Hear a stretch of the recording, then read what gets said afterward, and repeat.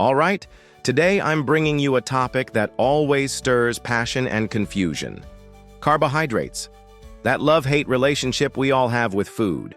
I'm going to walk you through it as if we were sitting in a classroom with a cup of coffee, but with rigor, science, and some friendly storytelling.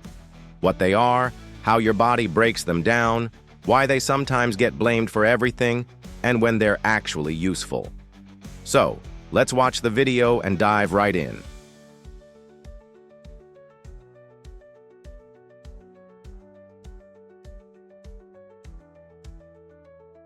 Okay, let's start with the basics and relax.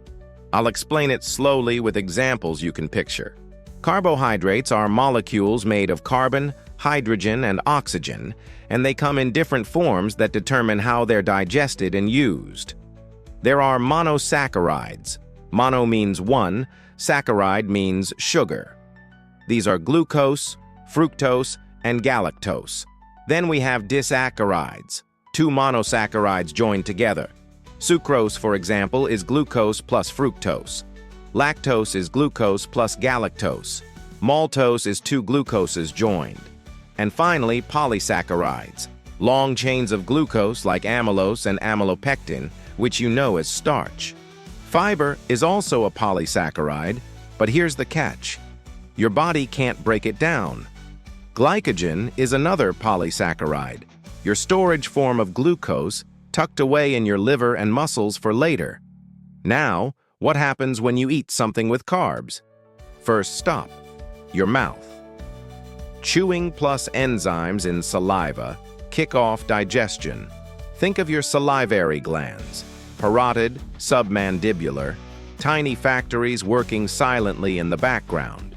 Then food slides down the esophagus, lands in your stomach, which acts like a muscular blender, mixing everything. But when it comes to carbs, the real action happens in the small intestine. That's where specific enzymes get to work. Sucrase splits sucrose into glucose and fructose. Lactase breaks lactose into glucose and galactose. Other enzymes chop up polysaccharides into glucose units. If someone doesn't make enough lactase, they can't digest lactose properly. Result? Bloating, gas, diarrhea, the classic lactose intolerance story. At the end of all this digestion, what's left are monosaccharides, glucose, fructose, galactose. They slip through the intestinal cells and head into the bloodstream. But here's an important detail. Blood from your intestines does not just wander straight into your circulation. It first takes a detour to your liver, through something called the hepatic portal vein. And here's the magic. The liver captures fructose and galactose and transforms them into glucose before letting them out. That's why, in the end, almost all carbs turn into glucose. That's what we measure in your blood glucose. So, when you hear people say high fructose corn syrup is evil, pause. Yes, fructose has its quirks. It's handled differently by the liver, and in excess it can promote fat buildup in the liver and metabolic issues. But remember, chemically, a glucose molecule from table sugar looks identical to one from a sweet potato. The difference isn't the molecule, it's the context, the dose, and what other nutrients come along for the ride. Now about simple versus complex. Monosaccharides and disaccharides get absorbed fast, and they spike your blood glucose quickly. That's why they often get labeled bad. Polysaccharides and fiber release glucose slowly, more steadily. That's why we call them good.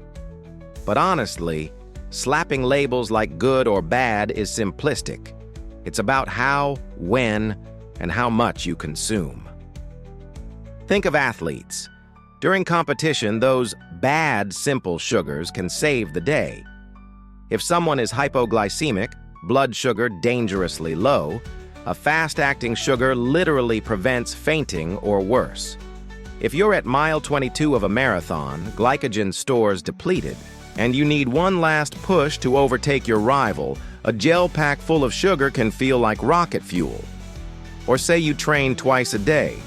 After the first session, your muscles are glycogen depleted, and fast carbs help you reload quickly for round 2. Here, speed matters. Simple sugars aren't villains, they're tools. But for everyday life, complex carbs with fiber are far more useful. They don't just give calories, they provide vitamins, minerals, satiety. Fiber slows absorption and keeps you full. Meanwhile, sugary drinks? They add calories without filling you up. Picture yourself at dinner. If you drink 3 glasses of water, no problem, no calories added. But 3 glasses of soda? That's hundreds of empty calories, leaving you unsatisfied. That's the real problem with added sugars. Over time, they quietly pile on extra energy, leading to weight gain, fat storage, and increased risk of type 2 diabetes, cardiovascular disease, inflammation, even some cancers. Now, here's another myth. Carbs automatically turn into fat. Not quite. First, your body fills up its tanks, glycogen in the liver, around 9,100 grams, and in muscles, about 400 grams, though it depends on your size and training. Once those tanks are full, then yes, excess carbs can be converted into fat and stored in adipose tissue. But that's a second step, not the default. Athletes rarely reach that overflow point because training constantly empties their glycogen stores. They burn, refill, burn again. Their muscles can even expand glycogen storage capacity. That's why athletes can eat lots of carbs without automatically gaining fat.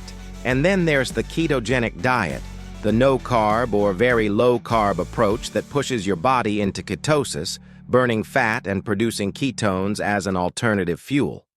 Does it work? Yes, in specific contexts for some athletes and patients. Is it universal? Not at all.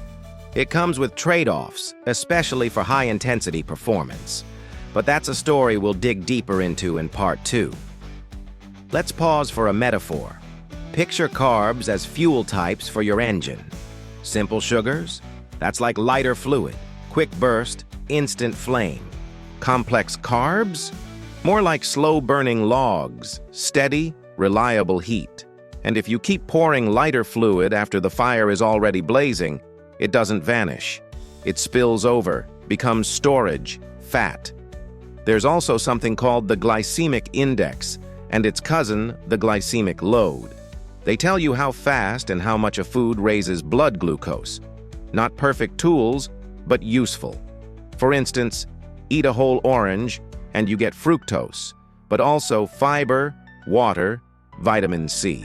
Juice that orange, and suddenly it's a concentrated sugar shot, more likely to spike blood sugar. Tiny choices like this add up. And don't underestimate fiber. It's the unsung hero. You can't digest it, but your gut bacteria can. It slows sugar absorption, feeds your microbiome, and keeps you fuller for longer. That's why complex carbs with natural fiber beat isolated sugars every time. Now, about converting carbs into fat. The technical term is de novo lipogenesis. Yes, it exists. But in real human life, it only becomes significant when you consistently overeat carbs and calories for a long time. It's not the default fate of your sandwich. Balance matters. So, practical takeaways for you. Base your carbs on whole foods, vegetables, fruits, legumes, whole grains, tubers. Limit added sugars and sweetened drinks. If you're an athlete, learn to use carbs strategically. Before, during, after training, depending on the intensity and timing. And if you experiment with very low-carb diets, do it with guidance and listen to how your body responds. Nutrition is personal. What works for a marathoner won't necessarily suit someone with insulin resistance sitting at a desk job. Context is everything. And here's where I want to bring you back. Carbs aren't enemies. They're not saints either.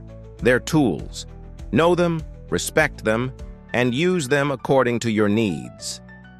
Your body isn't fragile.